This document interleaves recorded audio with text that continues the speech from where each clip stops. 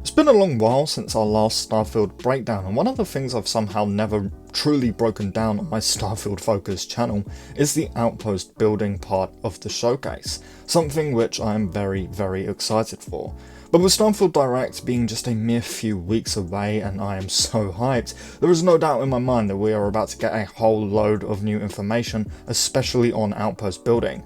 So I thought today would be a very good chance for us to just sort of break down what we already know, so we're all nice and updated for Starfield Direct. See, building in Bethesda games has been a work in progress for a very long time, dating all the way back to Skyrim and its Hearthfire DLC, where we could build homes for ourselves, our partners and kids. Hearthfire was very much loved back then, but looking back at it nowadays, I think people have sort of realised that it was a little mediocre even for 2012. And then just a couple of years later, Bethesda took building to the absolute next level in Fallout 4, adding in an entire settlement building system, which will be what Starfield's Outpost building is mostly focused on. Fallout 76 then basically kept the same vibe, but improved it slightly by letting us build wherever we want. An outpost building in Starfield I have no doubt will be the best version of Bethesda's building mechanic yet, so with that said, let's just dive into every single thing that we know about it. Now the first thing that we all need to know is that yes, we can build anywhere we want on certain planets. We still don't know if we can build on whatever planet or moon that we like, and I think that that is unlikely, just simply due to the fact that it would be kind of strange to say build an outpost right outside of Aquila City's walls, for example. But once we find a planet or moon that we are able to build on, we can build literally anywhere we want for the most part. We still don't know if we can build on or underwater and things like that, for example. But when we take a look at the actual footage that we have seen from outpost building in Starfield, there is a number of things that we do need to go over. In this first shot we can see Outpost 1 written down here in the corner of our HUD, which indicates that we can have more than one outpost on some planets or moons, and actually we can rename our outpost to basically whatever we'd like, changing Vectra 1 to My Home or whatever you want to call your outpost. More on that in a minute. Now unfortunately, despite how big and somewhat empty these planets are, we do still have a build limit, which was a massive complaint dating back to Fallout 4, but honestly I'm not too stressed over this since there will no doubt be plenty of glitches and especially mods that remove this. Again, much like there was in Fallout 4, we are probably going to be mentioning Fallout 4 a lot in this video, by the way, just a warning. Now moving on, we can see 4 important pieces of information here: our cargo, crew, power and production per minute. Now we do know that we can hire characters we meet to come and work at our outpost, likely just paying them once and then they'll live there forever, since that's pretty much how Bethesda games work. You can hire characters you meet to keep it up and running. Now our outpost workers will fit into the production side of things, I imagine, obviously creating things for us per minute. We're still not sure what they will be making, maybe food, water, some other kind of resources, we just don't know. Now we do also have cargo, which probably indicates how many resources we have on said outpost, which we can likely load into our ships and go and sell or something, or this could be storage. Again, we don't know yet, Bethesda have yet to confirm it, but up top we have a toggle view which will take us into the bird's eye view that we can see here, and I just want to say I'm so glad that they're adding this. It will make building so much easier. Well, of course we have our crew down here, which will just tell us how many crew members we have at said outpost, and our power will just tell us how much power we have at the outpost, again much like Fallout 4. Now just quickly going back to renaming outposts, we can see down here that this outpost, which was the same as the last picture, now says Collins Outpost, and we are still on Vectra, so yes, we can rename our outpost, which is really great.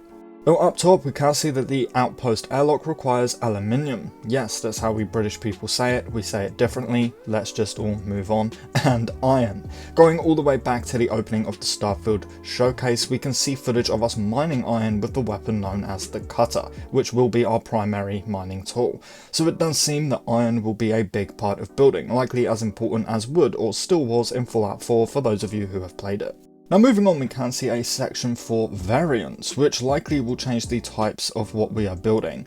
For example, let's say that we place down a wall, we can likely scroll through the variants section to get the same wall but with windows or a door, much like in Fallout 76. But we do also have a modify mode. Now I am going to assume that this is a way for us to change the colour and maybe even style of some of these structures, since if we take a look at this shot we can see our futuristic windmill thingies are grey. However, in the latest footage of Starfield we can see this white and gold looking version, possibly indicating that we can find colour designs and schemes while we're out and exploring and choose different colours / paint jobs for some of our builds, which is pretty awesome if you ask me. Now going back to the actual structures we can build, there are a couple of things that I really want to point out. Firstly, the science hub small. I imagine that this is going to be one of 3 possible things, either where we can craft weapon upgrades, food, etc. like we can see here, or it could work as a medbay, again like the medbay did in Fallout 4.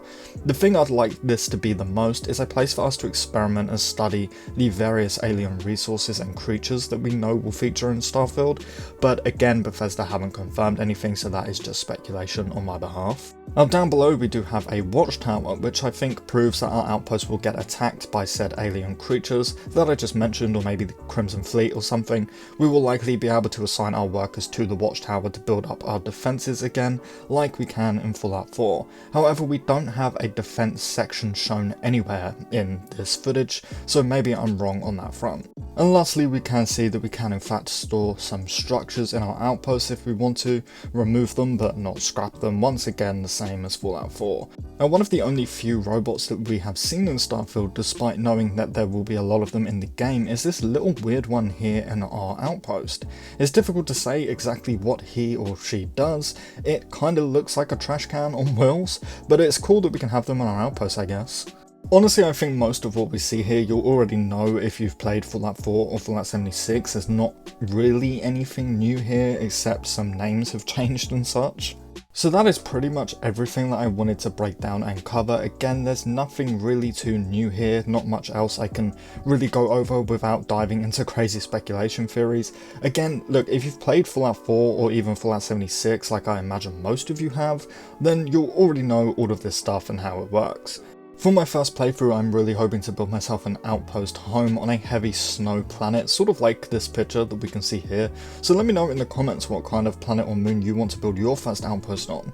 If you enjoyed the video, I kindly ask that you leave it a like, as it really does help out more than you can imagine, and if you want to stay up to date on all Starfield news, leaks, discussions, breakdowns, and so much other Bethesda focused content, everything from Fallout to Elder Scrolls, then this is the place for you. I cover absolutely all of it over here, so consider subscribing, it would mean the world. And lastly, as always, a big massive thank you to our channel members. You guys help out way more than you could imagine, and I can never ever thank you enough. Our next channel member video is already in the works, so make sure that you stay tuned for that. But with all of that said and done, thank you all so much for watching, and I really hope to see you next time. Peace.